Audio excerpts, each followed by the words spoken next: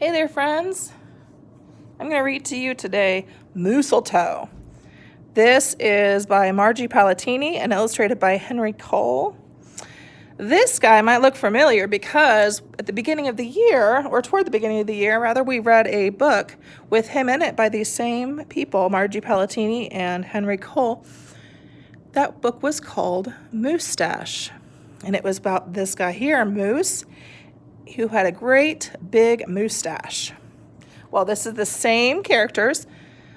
You will get to meet his wife. We talked about her at the end of that last book, and then his family. This is their Christmas story, Mooseltoe.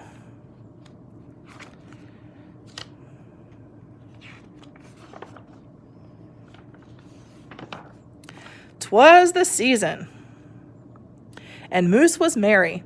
He joyfully tickled the ivories with a tuneful of tidings and a flurry of fa-la-las. He was so full of ho-ho-hos, even his moustache had the holiday spirit.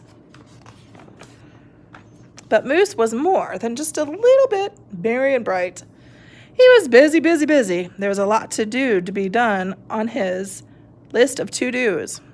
But with orderly organization, a bit of regimentation, lots of imagination, and just plain old Moose know-how, getting ready for the big day should have been simple, easy, yes, in all probability, just perfectly perfect.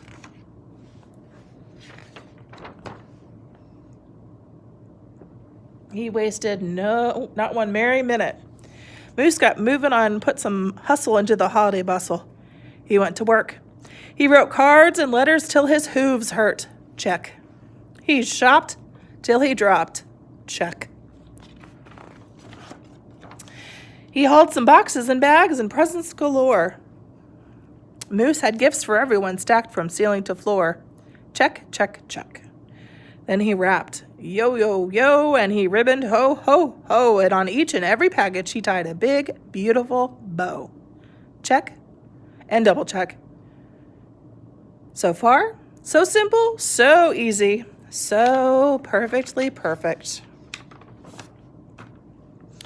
Another look at the list, and Moose headed for the kitchen. He pulled out the pots, pans, and bowls, sifted through racks and racks of cookbooks, and he whisked with his left, and he spooned with his right. Moose baked tons of tins of cookies. Check. Dozens of cakes, breads, and sweets. Check, check, check. He made jellies, sticky jams, Moose roasted a goose and some chestnuts. He toasted marshmallows and yams. Check, check, check, triple check. Yes, yes, so simple, so easy. But of course, so perfectly perfect. Decorations were up next on his list of things to do and to get done. Moose decked the halls. He spruced up the walls. He beaded, bowed, and mooseltoed. He gathered garlands, roped wreaths and holly, jingled bells, and sang noels. Oh, good golly, this Moose was jolly. Check, check, check, check, check, check.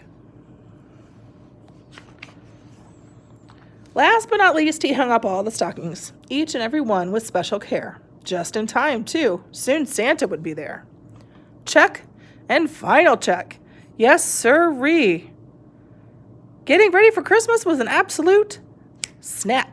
And so simple, so easy. And if he did say so for himself, Moose thought totally, utterly, completely, perfectly perfect. On that night before Christmas, Mother, little sissy, Bucky, Junior, looked all through the house. Oh, what a job Moose had done. Everything looked bountiful, festive, quite fine indeed. There was just one minor problem, if you will. Oh, dear, sighed the missus as the five stared at one empty corner.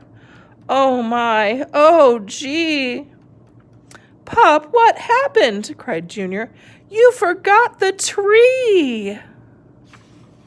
Oh, no. Oops. Where would they hang the tinsel, string the popcorn, light the lights? Where would Santa leave his gifts for the kiddies on Christmas Eve night? So Moose pulled on his galoshes and put on his hat. He would find a tree somewhere, somehow, and that's all there was to that. So out went the Moose, braving blustery, blowing winds and the cold, trudging through snowdrifts, courageous and bold. Moose first hoofed it down to the corner. Not a tree to be had. Then he slid around the block. Uh-oh, things were looking bad.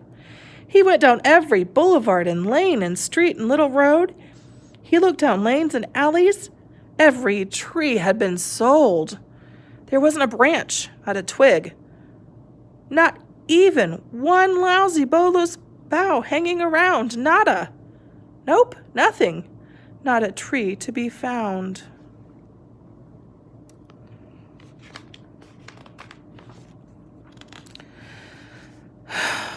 No tree, signed a sad moose as he came home empty-handed that snowy eve. The kids tried to make the best of it. They said, "Oh, so who needs a tree?" But Moose could plainly see they were short on the glee. He knew he had to do something, and that's just what he did. In the empty corner he stood and spread his arms out very wide, and he smiled at his children and he winked at his bride.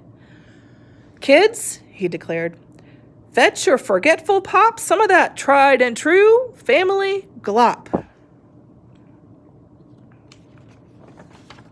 So the kids came back carrying a big pot of glue, and without a word to another, they knew just what to do. They each took a part, grabbing strands and taking hold, and carefully, oh so carefully, they glopped. And they plopped and they placed it and they pressed. They curled and twirled every which way a follicle could fathom until Moose's magnificent moustache was indeed even more of a marvel to see.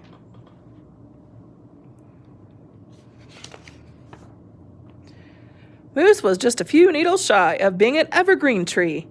They strung Moose with lights from his head to his toes and draped him with tinsel, beginning right with his nose. They hung balls that were shiny and bells that twinkled, candy canes, berries, and plums, sugar sprinkled, and then they all stood back. Junior plugged in his pop. Ooh! Ah! Yes, Moose truly was one incredible sight. He was glorious and glowing, and boy, oh boy, was he ever bright.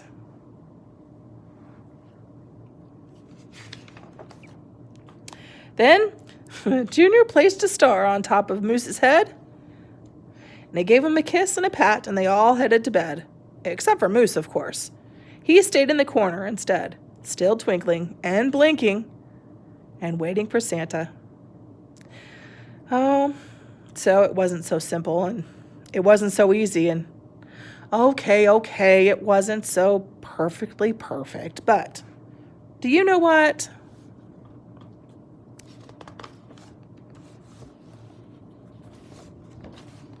It was pretty close. Ho, ho, ho. Who do you think that is?